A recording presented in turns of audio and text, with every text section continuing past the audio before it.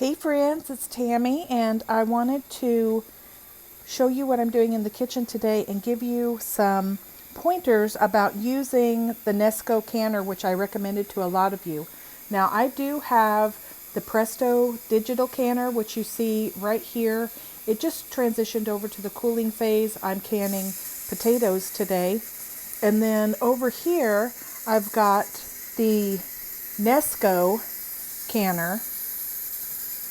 And this is something that I had recommended to a lot of you as well. And so I wanted to tell you a couple of things that I have learned, because this is my first session with the Nesco canner, and there are some tricks and intricacies to this. Now, I still recommend this absolutely because you have the option for 10 pounds and 15 pounds of pressure.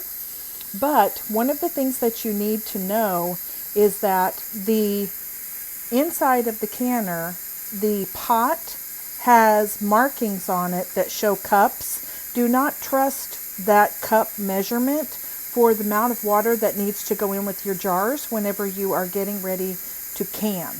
You need to use an actual either measuring cup or a mason jar to measure out the 8 cups of water that need to go in the canner whenever you are pressure canning.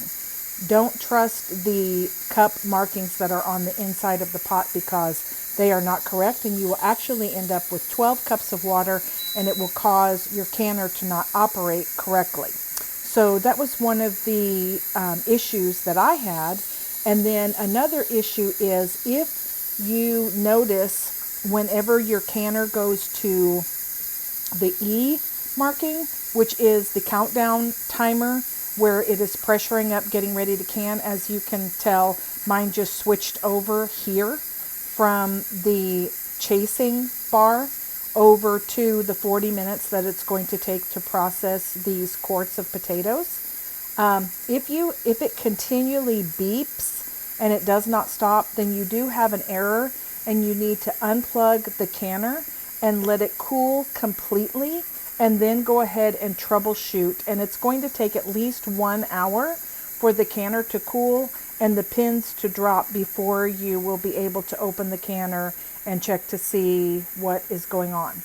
Another thing that I want to show you is here on the lid, and I'm going to have to be careful not to get too close because I do have steam coming out since I'm canning right now, and I don't want to ruin my phone. But here where you have the information on the top, let me see if I can find my finger in this video. There we go. Okay, so right here where you have the airtight and the exhaust, there is a corresponding mark that you can see right here on the canner. And because this area where I'm canning is dark, it's actually very difficult for me to see that. So you just want to make sure you know that that is there, and it's a little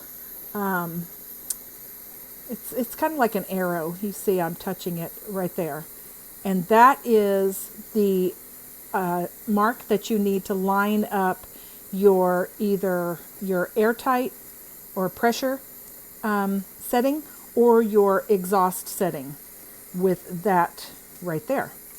So that's something that's not very clear in the instructions either. It's there, but it's kind of small and it's easy to miss. And then the other thing is, you want to make sure that your lid is lined up for closing the canner. So it can get off just a bit, and you want to get it as close as possible lined up to those. And then the last thing, when you are loading up the canner, it gives you the opportunity to position the jars anywhere you want inside the canner.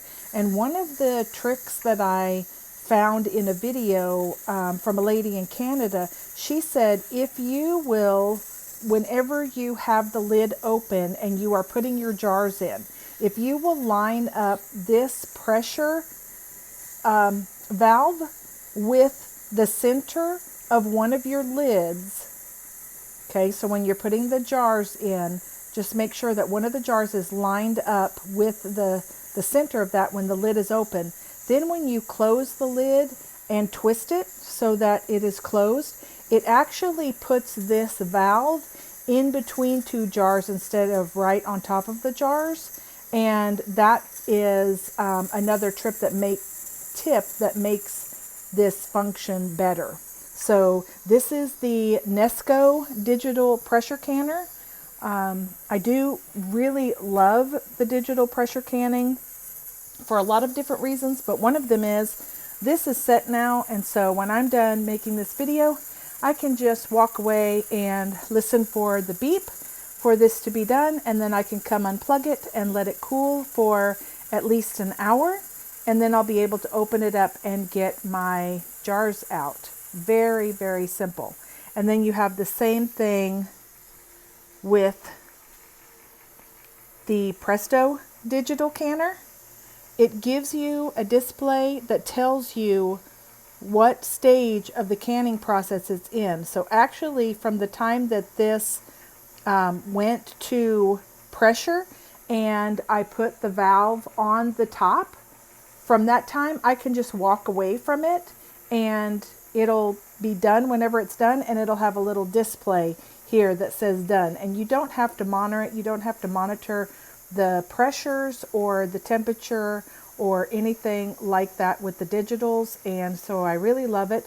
I have already done these 4 quarts of potatoes today. I have 4 more quarts in the Nesco, and then in here I have 7 pints of potatoes, and when these come out, I am going to put in 2 jars of turkey bone broth that I made last night from our Thanksgiving turkey, and then I'll be done for the day.